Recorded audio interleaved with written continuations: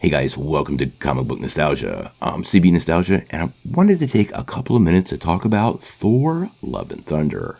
Well, we are only about 5 months away from Thor Love and Thunder, and we should be getting a trailer any day now. One of the biggest highlights of this movie is going to be Christian Bale, who's playing Gorr the God Butcher. The character himself is pretty new in Marvel Comics, so I thought we could take a couple minutes to talk about Gorr from the comics and how he might integrate into the MCU. As far as Thor villains go, he is one of the best, and it could be a path to symbiotes.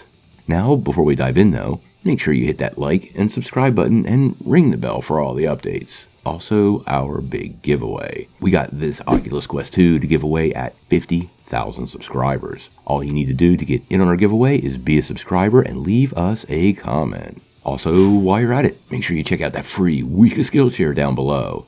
It's a pretty cool way for you to develop all of your superhero skills for that never-ending war on crime, all while not diving too deep into your pockets. Plus, it really does help the channel, so we really appreciate it. Well, I have to say, Thor Love and Thunder is shaping up to be something pretty cool.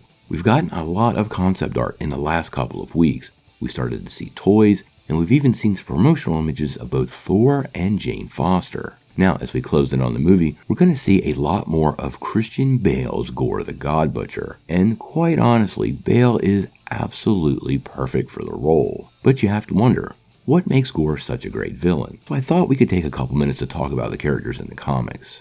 Now, to be fair, he's not been in Marvel Comics that long. He made his first appearance in November of 2012 in Thor God of Thunder #2. But his origins do go pretty deep into the history of Marvel Comics because he's about 3,000 years old. Now, since he first appeared, he really became a fan favorite, and it's mostly due to his tragic backstory. He was born on a rather grim and dark planet, and throughout his lifetime he lost his mother, his children, and his soulmate. He was actually a man of faith, but he lost his belief in the gods after losing everyone he loved. Eventually, he was banished from his own tribe due to these atheist beliefs, and at that point he vowed to kill all the gods, every one of them. Now, to accomplish this goal, he needed a weapon, and in the comics he used the Necrosword. The Necrosword was the sword of the symbiote god Null, and was forged in the head of a dead celestial. You could totally see how this fits into the MCU, and the sword itself could have even been in the collector's vault as early as Guardians of the Galaxy Volume 1.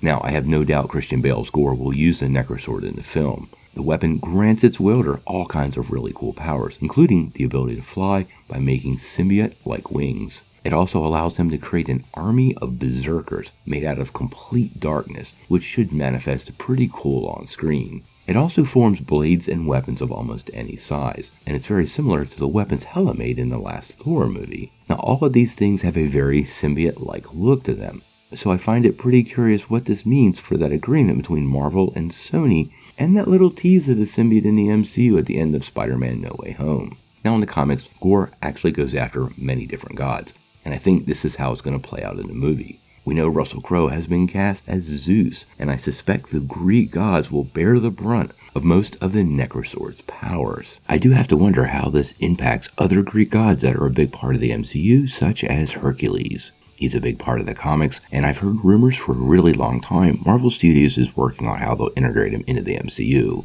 This seems like the perfect possibility. There's also rumors of Bass being part of this movie. She is part of a pantheon of African gods, and there are some other interesting characters there like Set that could appear, although I feel like if Gorr's coming after them, they might be pretty short-lived. Now, I do believe Gorr's original comic origins will be altered a little bit to fit. Like I said, Hela's powers were very similar, so it might somehow be tied to Hela the Death God, but we'll have to wait and see.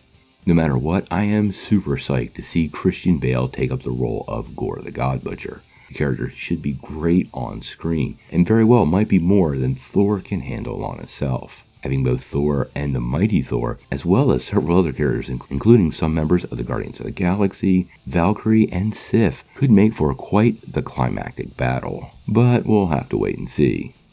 So, what do you guys think? Do you think Gorr the God Butcher can stand up to Thor and all of his allies in Thor Love and Thunder? And do you believe the Greek gods will be completely decimated by Gorr? Sound off in the comments below. If you like this video, make sure you press like, click subscribe, and if you don't ring that bell, you won't get any updates. Peace.